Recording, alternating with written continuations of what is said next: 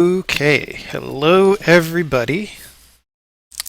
Hopefully those of you who are interested in doing so have downloaded the sources that we'll go through from this fine uniform resource locator. We're going to be in this demo file most of the time, and we'll be visiting some of the other files. All right. As always, our demo consists of a number of things that we'll uncomment and visit in sequence. And I'm going to start today by talking about allocators, because that's something that kind of bothered me that I didn't know the answer to. Like, how was I going to do a good job about letting you control allocation? And this is a problem that is generally not taken seriously, especially by modern languages. Like, a lot of languages are garbage collected, right? They don't want you to care about allocation at all. But if you're writing high performance programs or programs that are close to the metal, you really care about allocation a lot. So even supposed new system languages like Go are, have garbage collection. D doesn't have mandatory garbage collection, but the language sort of expects you to use it, and a lot of its features are defined that way. And in fact, there are things in the language that by default like allocate things on a global heap as well. So there really aren't very many languages that are careful with this. And the thing is that as you get more into building large systems where you care exactly what happens and they need to be performant, the more you actually care about allocation. And so, I was having a conversation with some of my high-performance programming friends last week, and all of a sudden it was very clear what at least a big part of the answer would be, and I came back and I programmed it all, and it seems to have worked out just great. So we're going to go through that today. So the first thing I'm going to do is talk about arrays. Now, the language has, for a long time, almost since the beginning, had these, this is a dynamically expanding array where you can just keep adding elements to it and it'll reallocate itself to get bigger. And prior to today, that always used a global malloc, which again is not necessarily acceptable depending on what kind of system you're building. And so you want a way to replace that. So here, in another one of these files, there's an allocator called a pool, and we can go look at that in a second. But basically, we're doing this to initializing it. We're going to release this pool when we're done with this function. That's what defer does. And now on this array, it has a field called allocator and a field called allocator data, right? And so the allocator is the function. So you can set that to be whatever function you want. And we have a function called pool allocator that we'll go see. And you have allocator data, and that's actually the pointer to the actual pool. So you might have many different pools and pass them all to this particular function pool allocator. Now, the language doesn't have built-in closures yet. When it does, you would be able to pack in this data along with the function as one thing. So if you think that specifying this as two different things is inconvenient, then don't worry, that'll probably get fixed later with closures. But for now, it's function and data separately. So I'm going to go to the pool file, which you guys should all have, and look at this for a second just so we can talk about what it does. Basically, this is a struct that is supposed to do very, very inexpensive allocation by first allocating a large block from a slower allocator like malloc. So, this is a 64 kilobyte large block, but you can set it to whatever default. And your allocations are at some alignment. By default, we're defaulting to 8 because that's probably what pointers want. But for example, if you knew that you were going to only allocate strings, then you might set this alignment to 1 or something like that so that you could use your memory more efficiently. And then it keeps track of these blocks in certain ways that actually are maybe more complicated than we need, and I might simplify it. But anyway, now I said that it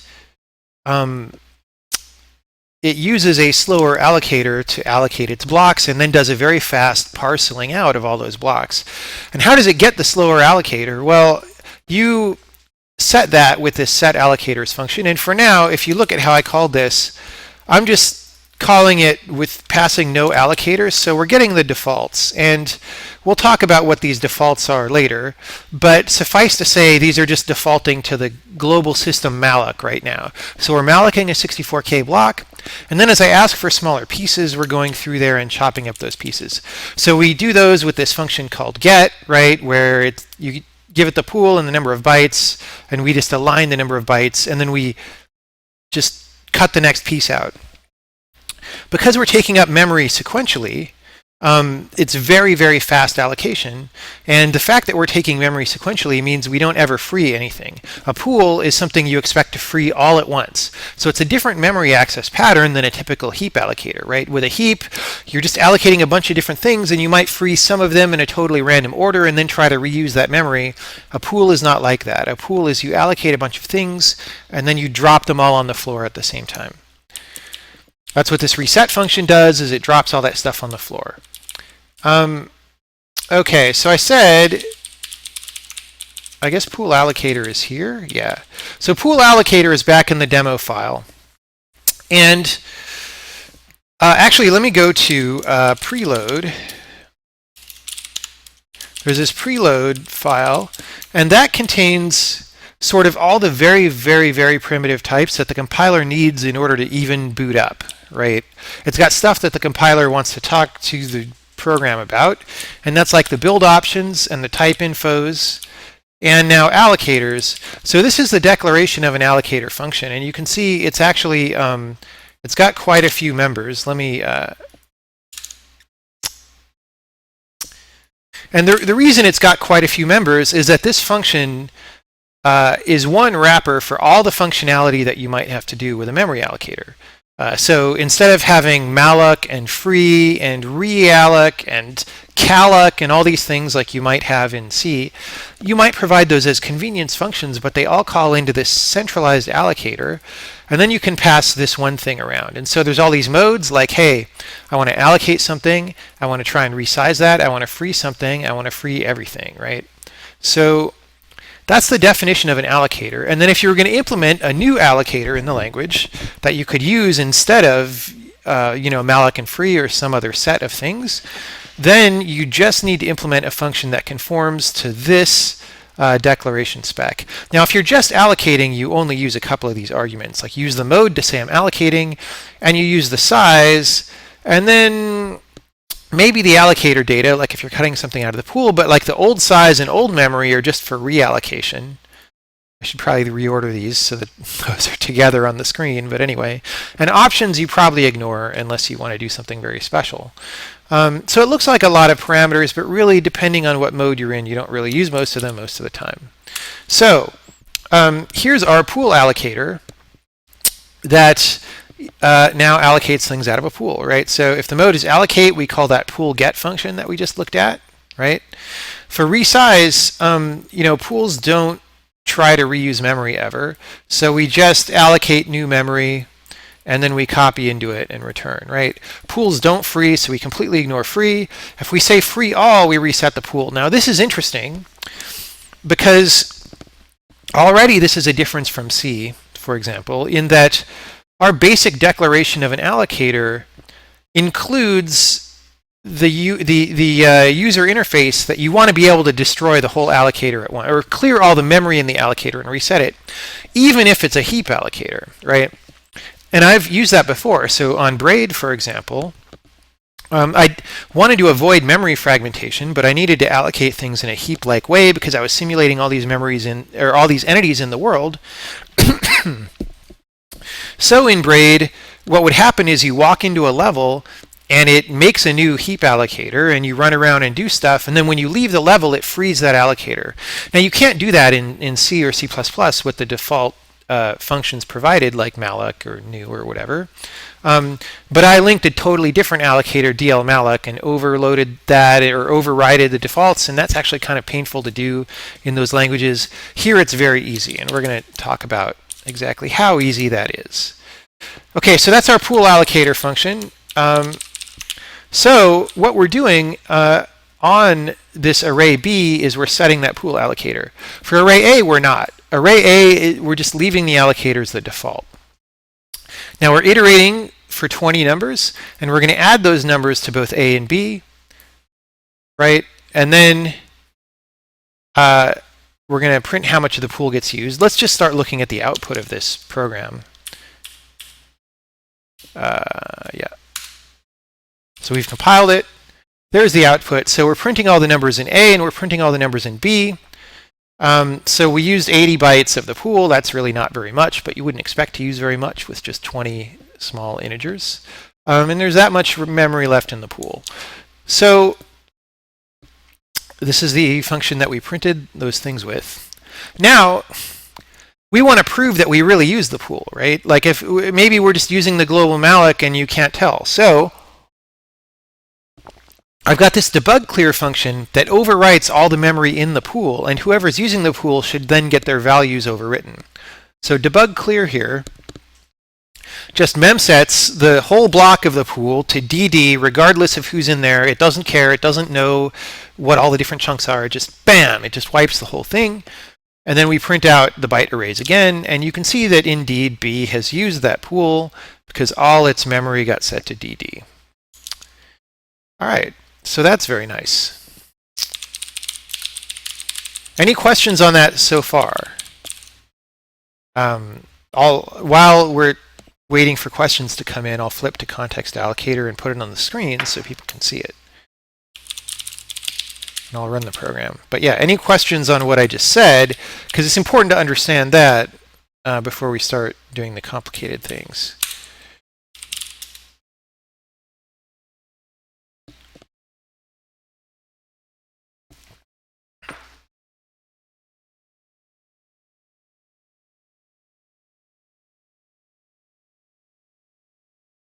Someone's saying, will there be shipped allocators? Well, this pool will come with the thing, and the heap allocator you will also have source code to, and you'll be able to instantiate it many times. So there'll be a good heap allocator and a good pool allocator, and maybe some other things like a refrigerator, or I guess there's other names for that, which is when you're allocating a bunch of things of exactly the same size.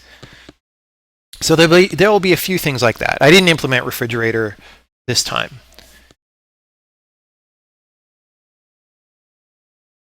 Is there a valid case for not supporting all allocator modes? Well, sure. Like I didn't support free in my pool, right? I just did nothing and returned if you try to free because pools don't free. So, but in general, you should try to implement everything that makes sense, right? Yes, you can control alignment. Your allocator decides how to align things, and I showed you, if you look in the pool file, there's an alignment variable there that the pool uses to align its allocations, and any allocator would be in charge of doing that. If you mean, can you control alignment when you actually allocate, you do that right now by setting the allocator, and that may not actually be the best approach globally. Like you may want a version of an allocation function that passes the desired alignment. The question is just if that's complexity that we want to pass along to all allocator implementers or not, that they have to try and support multiple alignments at once. I'm not sure. How many custom allocators are there in something like the witness? I don't know. There's at least 3 or 4. There's not that many. You don't want to drown in complexity, but you do want some number of things that help you do exactly what you need. Okay, so let's go on. Now, you don't want to have to manually pass allocators everywhere, and you don't want to put them in global variables because you have this problem where, let's say I've got some really cool library, like a regular expression library that'll search through strings and do all these string operations. And that regular expression library wants to allocate. And in a language like C or C++ or even D or something, it's going to end up using the global allocator, right? Unless the library provides you an API for setting the allocator, but often people don't do that, and sometimes you may even want separate allocators for separate invocations of the library or what have you. So,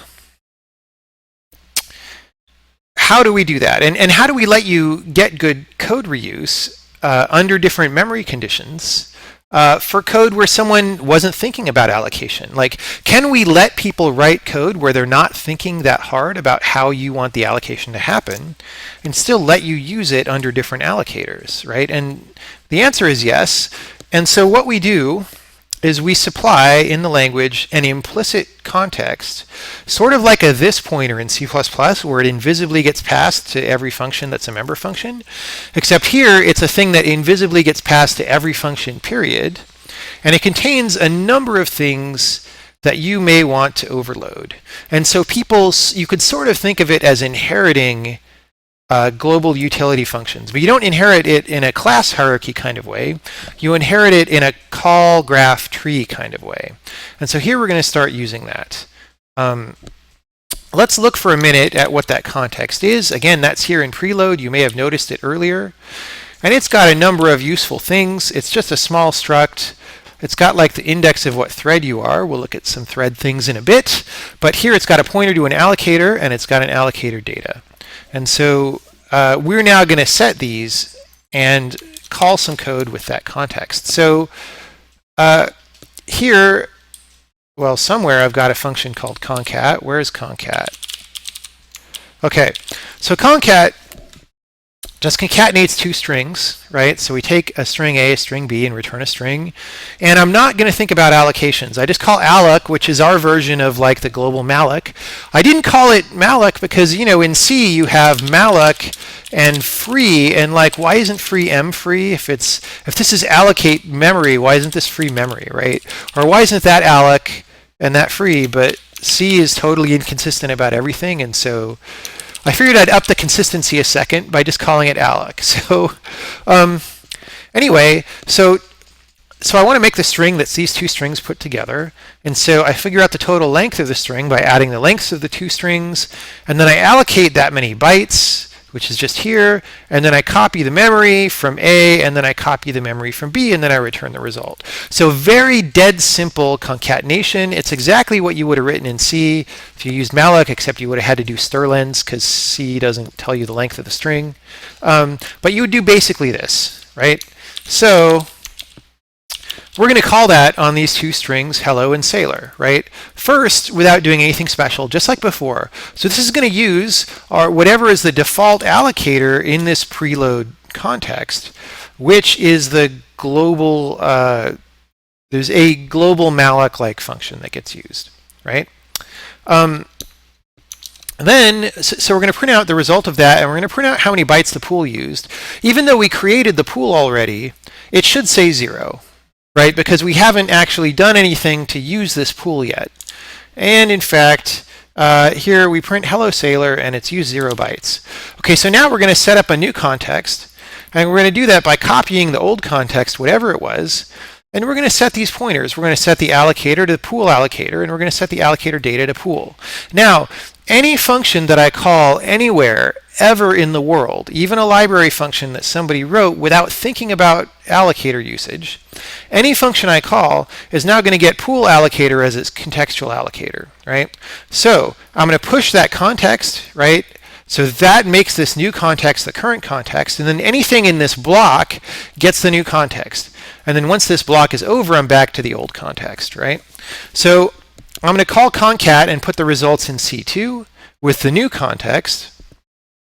And then I'm going to print how many bytes the pool's used. And this time, the pool is going to use memory, right? I get the result, but this memory actually came out of the pool because hello sailor is 13 bytes long, and that's exactly how many we used.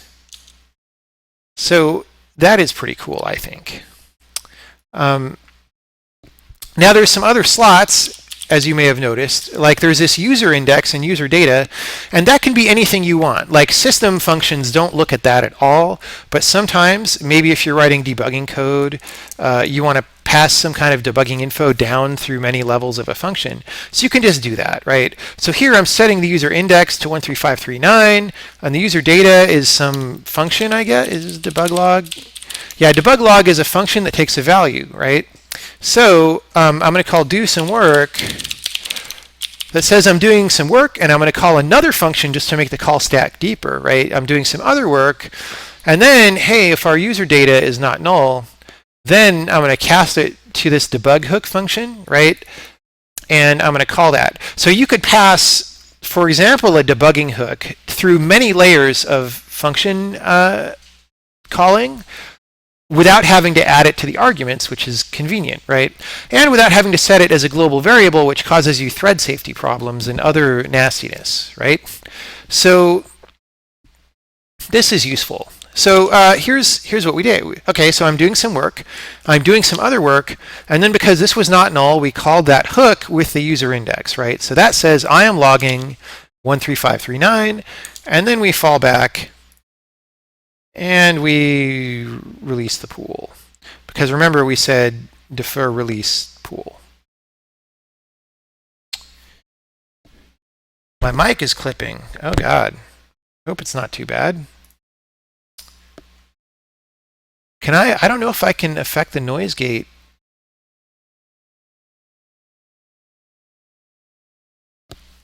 I'll just move it closer to my mouth and you'll get the corresponding problems.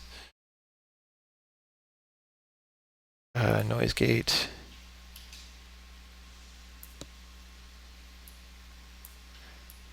I'm moving down the open threshold. How's that? Hopefully that takes effect without continuing. All right. No, I'd rather not use push to talk. I mean, the noise gate thing annoys me, but whatever. Maybe I'll just turn it off if it continues to be a problem. Actually, you know what? Let's forget the noise gate because it's just distracting. It's just distracting anyway.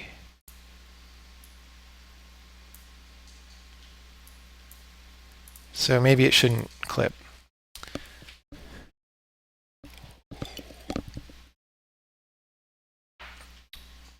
Okay.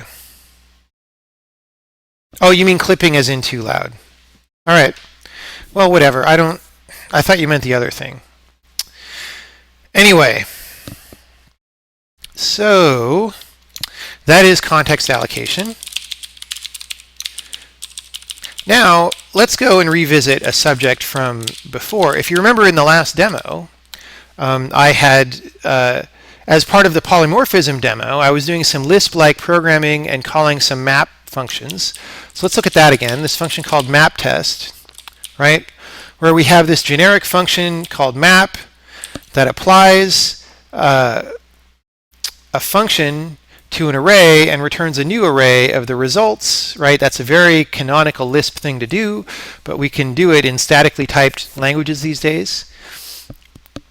And so now map does the same thing. It calls Alec, right? Actually, let's look at Alec for a second, because I've said so far that you can call Alec and not have to think about allocations. Actually, there's a couple of important things I should mention. Hold the horses before we do map. So we're going to go into, I think it's in basic. Alec. No. It's in preload. No, what? Where's my Alec? It's not in the demo. It can't be. Where did I put... Oh, no, you know what? I'm used to programming in C, so what I search for is wrong. Here we go. So here's our function Alec, and here's our function free that you can call just like you would have called malloc and free. But all they do, like Alec calls context.allocator with mode allocate and the size and the allocator data, right? The reason that works is because when you call Alec, Alec gets the context just like every other function gets the context, right? So whatever you have set up as the context, Alec will get. And it's just a convenience function for taking your one argument size and blowing it out into this multi-argument format that all allocators take. And free is the same way. If you free some memory,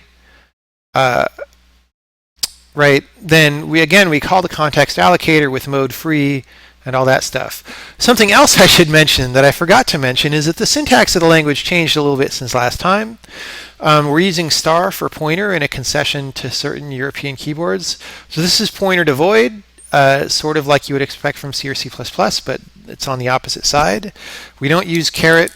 This used to be this in previous demos, and we don't use that anymore. I'm not sure. Oh, but, and that's in a declaration context. Now for consistency, In an expression context, let me find some star in an expression context. Yeah, here, right, so we showed this earlier. This is actually taking the pointer to pool, right? So that actually means exactly the opposite of what it does in C or C++, which may be a little bit confusing. Like in C or C++, this means pool is a pointer, dereference it. But here it means you're taking the pointer to pool, just like in a type declaration, you're saying pointer to pool. So C had a certain idea behind why it did things the way it did, but actually it's just confusing and backwards. So we're attempting to straighten that out, just like we're attempting to straighten everything out.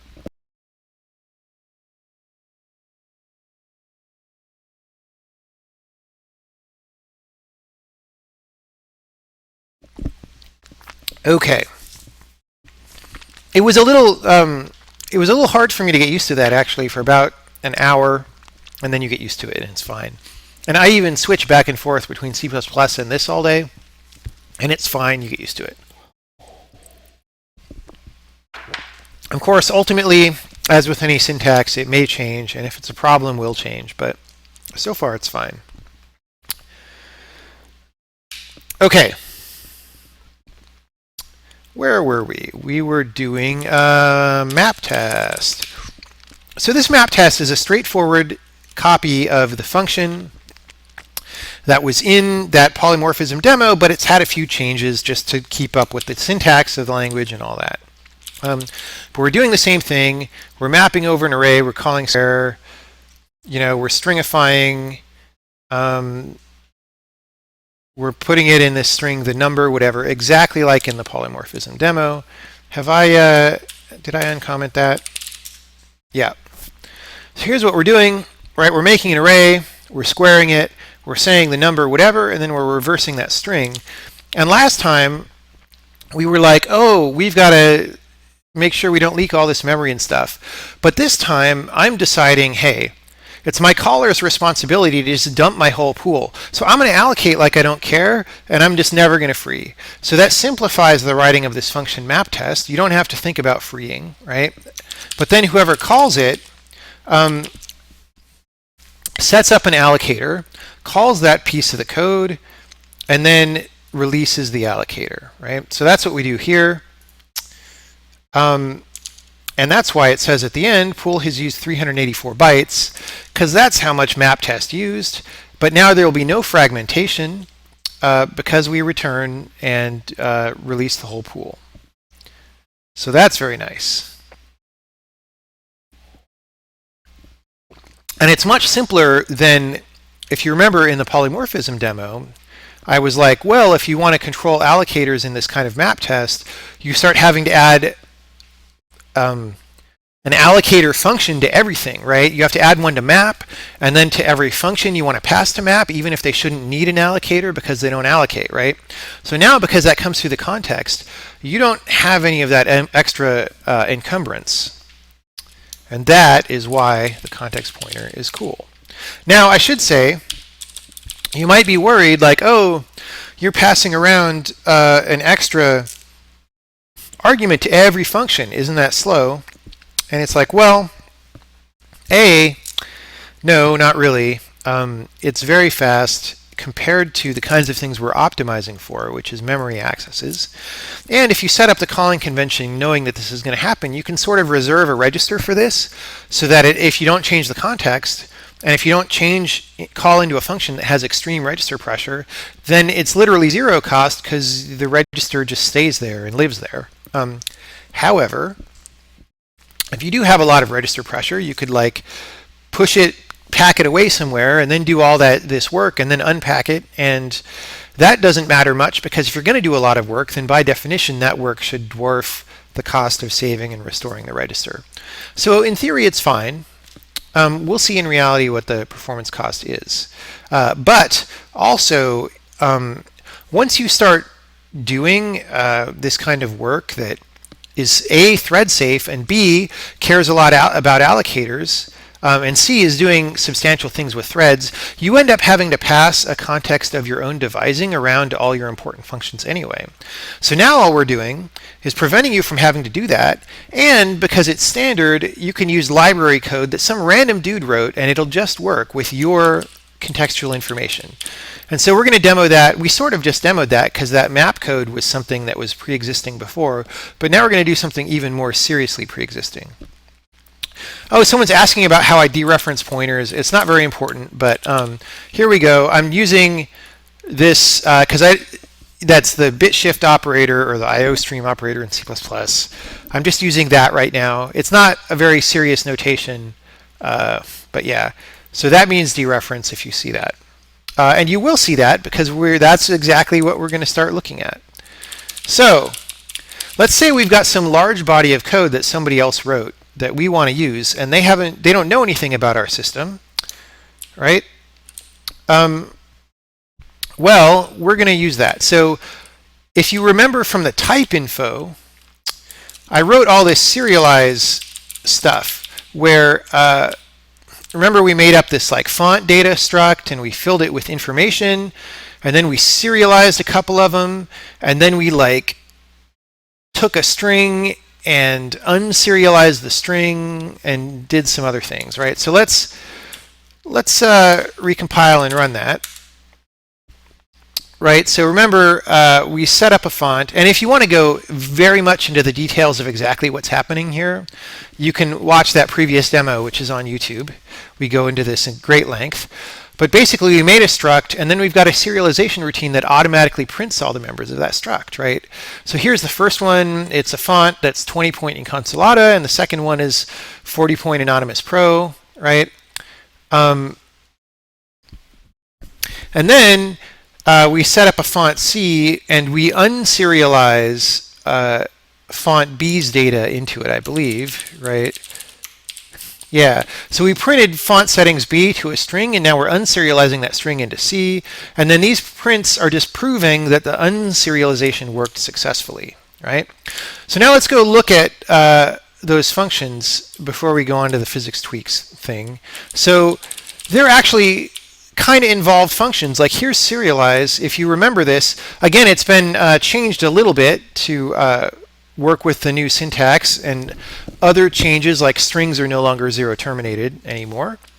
But it's the same code, basically, and it's quite involved, right? It does all these things for all these different types. And then unserialize is even more crazy because it does all this stuff, right? It unserializes strings and integers and floats and bools and all that stuff. And we're using all that code in here, right? And then we're doing this physics tweak stuff, which again, it's just serializing a different struct, and then it's replacing the 9s with 5s, and then it's unserializing that. And so we're giving those two functions a little bit of a workout here. And as you can see, we're using the pool for all of that, because by the time we get back, it's like, hey, look, the pool used 1216 bytes and we're releasing it. So all this code that's a little bit hairy about serializing and unserializing, all of it is using the allocator that we set right here in this little simple set of code. So that's nice.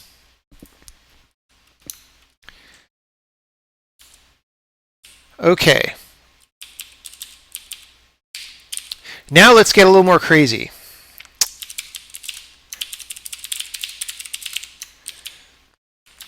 We're going to just to show the benefit of having this stuff work in a thread-safe way, we're going to spawn a bunch of threads. And each thread, this is just our little bookkeeping for having threads do stuff. So we're going to make 100. Let's start with 10 threads, just to be a little conservative. We're going to make 10 threads. We're going to create the threads and give them this code to run. So they're all going to call use pre-existing code, which is this that we just looked at, right? And this is going to set up a new context for every thread that has its own pool, because we're making a separate pool, right? Now, here's the interesting thing. Pool is not thread safe. There's no mutexes in pool, right? And when you're building a large system that allocates a lot of things, sometimes you want to be careful about allocation because allocation is slow. And one of the reasons allocation is slow is because allocation has to be thread safe, because you can have multiple threads pounding on the allocator at once, right? Well, if when you call into a thread before you do anything, you set up a very, very fast allocator that is not thread safe, so it's even faster, right? This is like almost the maximally fast allocator that you could ever possibly have. And you set that to be global for the pool, then you know that all allocation in the pool is de facto thread safe because nobody else can touch that pool. All allocation in the thread is de facto thread safe. We do a bunch of work, and then maybe if we get a small result that we want to return, we copy that out of the pool and then destruct the pool. For now, we're not really copying anything out. I maybe should have done that before this demo, but I didn't do it. So, we're going to do that 10 times. We're going to spawn separate threads with separate pools, each with a non-thread safe allocator, but our program is thread safe because each of those allocators lives in a separate world. All that pre-existing code, the person who wrote it didn't even think about if it was going to be threaded or not, right? It actually just works magically with our fast thread safe, non-thread safe pool allocator, right? And then we're going to wait here. We're going to sort of sleep in a loop until all the threads are done and release them. And we're going to assert that they're all stopped. And then we're going to print done, right? So remember, use pre-existing code did all this font stuff. So we should just get spammed by 10 versions of the font stuff, right? So there we go. We have a lot of printing, and they're sort of interleaved because they're all running at different times, but you can see they've all got the same results, which they wouldn't if things were getting mixed up, right? All the pools use the same amount, and we released them all, and we finished. And if we scroll up far enough, you can see that all the results are fine, right? They're all scrambled. I maybe should have added a thread item. But we did that actually. We did that in the next routine. Let's crank this up to 100 just to show that this is really working. Right? If you're not thread safe, then the more threads you do, the bigger of a problem you're going to have, right? Let's go 1,000. Oh, yeah. I wonder, I've never tried 10,000 threads. Let's see what happens. 10,000 threads. I don't know if you can create 10,000 threads in Windows, and I didn't test thread creation failing. So this might not work. Oh, it's working. Oh, it's working. Oh, yeah, look at all that. Oh, boy. 10,000 threads. I don't know how much of this is this console is much faster than the Windows console. All right, so that all worked. So that's cool. 10,000 threads, each with its own pool. Okay. So that was that use of pre-existing code. And this isn't an abstract desire that I have to do this. This is something I've really wanted in the past in serious ways. And I'll describe one example use case. I have a prototype for a turn-based strategy game that I made at one point. And it had pretty complicated gameplay code. It was about you move around in this turn-based world, and there's all these objects that you can use and do things with. And there might be like 100 or more different objects in the world, and each of those objects has different code in C++ that has to run based on what you're doing, right? And that was all fine. That didn't really need to be threaded, and it didn't need to be that fast because it's turn-based. And so I wrote it in the typical way where you write code that you don't really care how fast it is, right? So I was allocating all the entities on the heap and doing all that kind of thing. And then one day I said, I want to add AI to this game. And it's going to be a chess-like AI that thinks about what moves it wants to make. And it can sort of heuristically guess about what moves are good, but the way that it's really going to do its move is by doing its turn and then simulating to see all this gameplay code of all the objects to see what happens on its turn. And wait a minute, there's going to be more than one AI in the game at once. There's going to be maybe 10 or 12 AI players, and each AI is sort of thinking about what the other AIs are going to do. So you get a very high branching factor very fast on the AI, like much faster than on chess.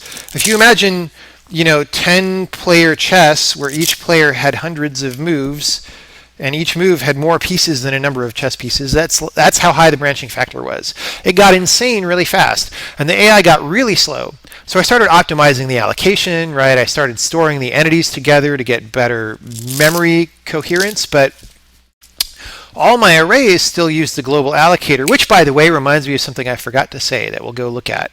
I had a comment to remind me to go look at it, but I skipped it. But so it's just to say that retrofitting all that gameplay code or making it work differently would have been very hard, because all that code, used a lot of arrays in it. And if all those arrays, so by default, all those arrays use the default allocator. And if I built in a hierarchically changing allocator and passed it around everywhere and had to remember to set it on every array so I could do something faster like this pool thing, that would have been very, very labor intensive and very tedious, and I would have been hating life. But in a language like this, I could just set a pool allocator just like I did, run an AI's speculative work on a world, and as soon as he's done, just ditch the whole world, right? Because all you need is the heuristic and something telling you which move that was, or the score, right? And which move it was, and that's a very small amount of information. Most of the information that you compute about all the world state and all that stuff, you don't need. And so that would be very nice. And if I ever build that prototype again, it'll be in this language and not C++. One other thing that I forgot to say is back in the very first function, this array allocators thing, I said, hey, we're not setting an allocator here, and we are here. If you don't set an allocator, I said that the global malloc-like function gets called, but that's only true if you don't set the contextual allocator. So we can actually go look at array add in BASIC here, and here's how it works, is if the array's current occupancy is using up its amount of, there's some amount of slack space in every one of these arrays, because you don't want to reallocate every time you add an item. Typically you grow geometrically or something like that. So if our count is greater than or equal to our allocated room, there's no more room and we need to allocate more, and that's what reserve does. So now reserve down here for an array figures out how many bytes we need to add, and it'll set the allocator to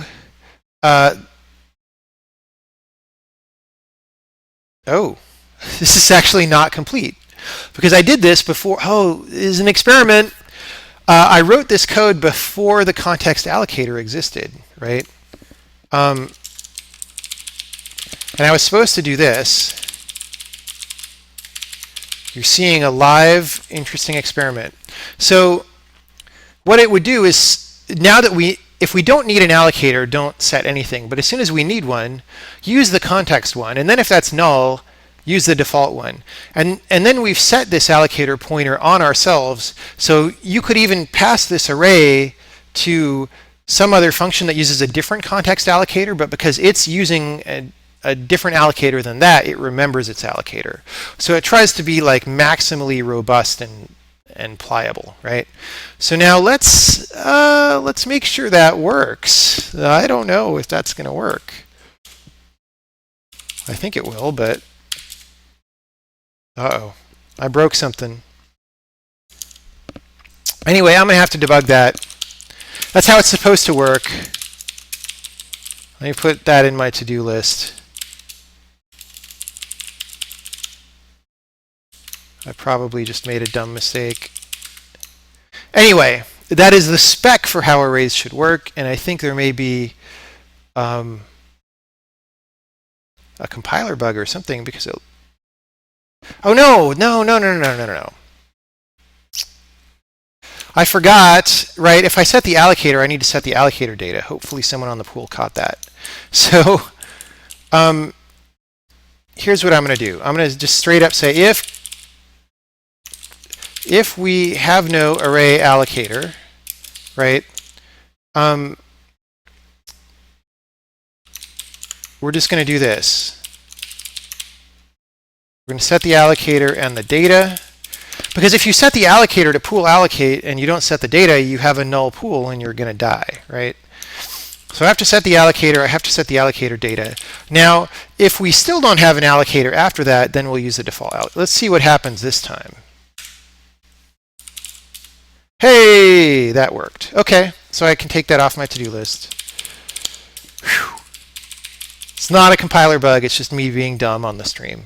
Not really any better than a compiler bug, honestly. Okay, so that's how that works. It'll use your default allocator, or you can explicitly set an allocator, or it'll use the system default if you don't supply one in the context. All right. So we're getting back to the demo here. Where were we? Oh yeah, let me talk about RAII too, because people like RAII sometimes because and they claim it has no performance penalty, but compared to the kind of thing I'm showing here, it has a massive performance penalty, right?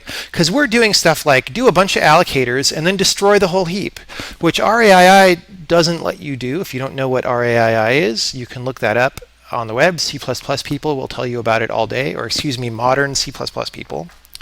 It's a way of trying to make sure you don't make mistakes allocating things. But here you can't forget to free things because I'm going to destroy your whole heap anyway, right? And it's tremendously faster because if you're doing RAII, you have to go hit all that memory individually. If I allocate 10,000 chunks of memory, now I have to go hit all that memory to free it each time just to release that object. And that's bad enough in the middle of a program that's trying to run performantly. But if you've ever had some program, and I know you have, where you click close on the close box, and then you start waiting 1, 2, 3, 4, and then the window goes away, RAII quite possibly plays a substantial role in that. In the old days, it would be tens of seconds, right? Because you're hitting all this memory to free stuff and destruct stuff, which is dumb because the operating system is going to release all that memory as soon as the process exits anyway. So like when you want to close a program, there's a couple things you should do to be a good neighbor. Like you should probably flush your files, even though the OS is going to do that. You should definitely close your sockets because if you don't close them, they might end up in FinWait or something if they're TCP, and you can't reuse that port for 90 seconds or whatever.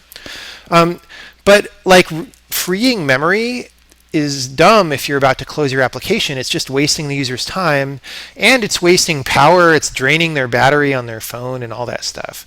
So RAII actually has substantial performance penalties, and you don't want to pay those penalties if you don't have to, right?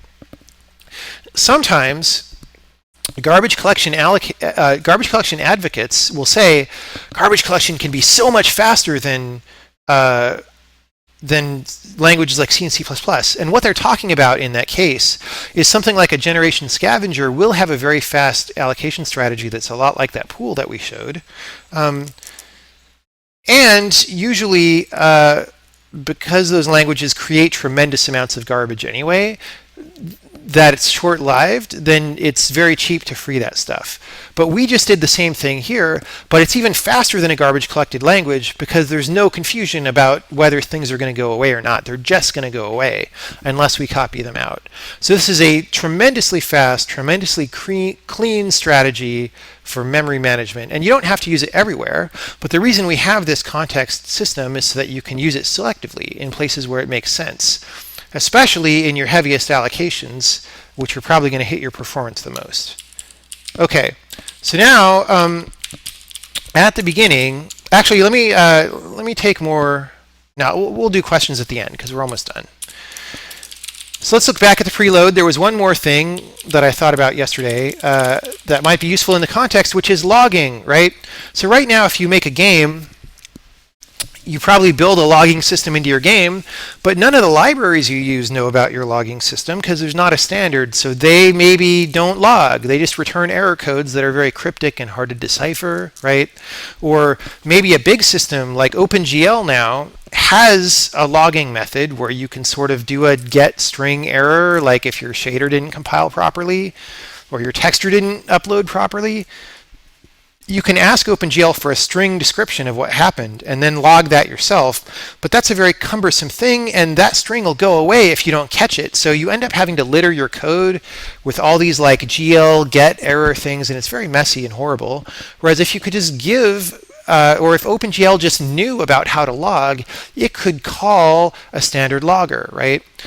Now again, you want to be thread safe with that standard logger, and you don't want to have to tediously pass it everywhere, and you don't want it to be a global variable and all these things.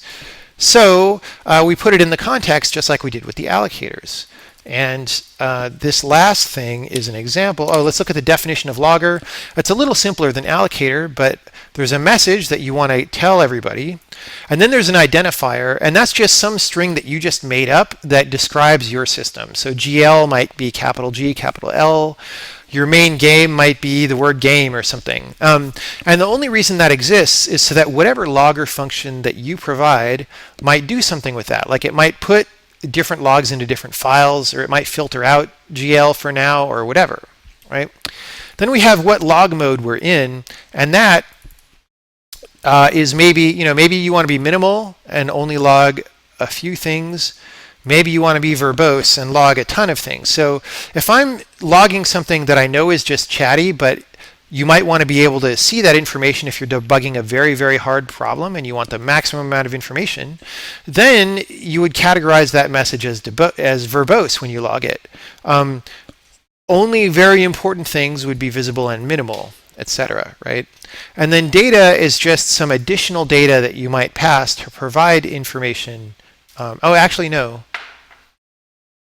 I think that's actually data for the logger, right? Sorry, that's this logger data, which is equivalent to this allocator data. Like you might have different loggers, and so you pass a pointer to a different logger in here if you want. Okay, so let's look at our logging function and what it does. We're going to make a logger that conforms to that spec for that function. And again, random people are going to be passing us log messages. And to start with, well, no, we'll leave this uncommented. So to start with, we're not going to filter out any messages. We might want to ignore verbose messages, but for now, we're not going to ignore those. So we're just going to copy the string of any message that comes in. We're going to convert it to uppercase because we like all our logs to be loud. We're going to print it with all these greater thans in front of it. And we're going to open our logger data file, by the way, which we initialize down here that's called log.txt. And we're going to write the log to a file, right? So now that's what we're going to do when we log things. When you call logging, which we will as soon as we recompile, I open log.txt. I defer closing that file, so that when we exit, I set up a new context that uses this logger and that file, right? So that file is going in this logger data pointer here, and then we're casting back to file here. So then I'm going to call this thread action routine. Right? Now, there's other things you could do, like in a graphical program like the Witness or your game. You could put your logging in a console or something like that, right? You can do anything from this logger function. For now, I'm doing this thing where I print it and I put it in a file, right? So let's look at what thread action does. Thread action starts up a smaller number of threads this time. It's got some max threads that's like 6. And each thread has a name. So we're making a table of all the prefixes of these thread names, right? That's called prefix table. And we're setting the context in the thread to our context, which is passed implicitly to thread action when we get called, right? So you can say what context a thread needs to start with. It could just be the default context if you don't specify this. But we want to give the thread a context because we're specifying the log function. So every thread that we start is going to get our logger along with whatever else. So we're going to add that, and we're going to start the thread, right? And we're doing the same thing as before about sleeping and then destroying threads when they're done, except we're also going to log when a thread is done. So we're going to log, but our threads are also going to log. So we're going to show that this is all thread safe and stuff. So if we look at what the thread proc is, that's called worker proc here. Worker proc, it's using this log print function that I defined, which basically lets you do printf. We won't look at that right now, but it basically just does a printf and then calls the logging function. So here's my identifier, which again, that's a random string. I forget what I made. Oh, it's called thread system. So we're going to log with that ident thread system. If you're logging minimal, or if what you want to see is minimal, this is still important that we entered our worker proc. That's a relatively important event. If you're verbose, you can see every single iteration. We iterate 10 times, and we tell you what thread index we are and what iteration, right? The thread index gets set when the thread gets spawned, but that's in this thread structure, but it's also in the context, right? So here we read it from the thread, but actually here we read it from the context because we didn't want to pass the thread, because we are lazy. You could use that thread index for anything you want. It's guaranteed to be sequential with the main process being 0 and all your threads being 1, 2, 3, 4, 5, and these indices will be reused if you spawn new threads. So this is dense, so you can create a dense array with whatever user level information you want. Here, it's just the names of the threads. All right, so let's run that. That's enough talking about what it does. There we go. So, excuse me. These are our logging, right? And these are our threads doing their work. Remember that each thread prints out what it does, what iteration it is, and its name, and that's happening. Note that they're all happening at about the same time because they're all sleeping. Like, they all sleep for a millisecond, and this operation takes less than a millisecond. So they're roughly staying in sync. But because it's threads, they're swapping order sort of randomly depending on when the threads get context switched in, right? So if you look here, you get west, north, east, south, purple, and here it's east, purple, north, west, south. They keep changing orders because the order in which the threads get woke up is kind of random. All right. So that is all expected behavior, and we're seeing every iteration, and we're seeing when these are done, and they're all in uppercase, right? Remember, the library, you can think about this worker proc and this do one iteration as library code that somebody else wrote. They're doing all their log messages in lowercase, man, because they want to be chill. They just want to just relax. But we're making them uppercase here in our logging function. So that's just showing you end to end that the logging function is working. It's being called by the context, and it's doing that. And the way you really know that is we're going to show log.text has only the log messages, right? Because we decided to do that stuff. We decided to log it to a file in addition to printing it. So the library just is printing this stuff, but our logger is also saving the log information in a file. And then as the last little thing, let's ignore verbose messages, right? We could do some stuff like if it's verbose, only put it in the file and don't put it here, but whatever. Let's be simple and just ignore verbose the whole time, right? So now we have a lot fewer log messages, only when the threads enter their procedures and when they finish. Now, everything that I've done is in native code, right? Because we're building, we generate C code, we output all this stuff. But all of this works in the compiler. Every single thing I've showed works in the compiler. So let's go back.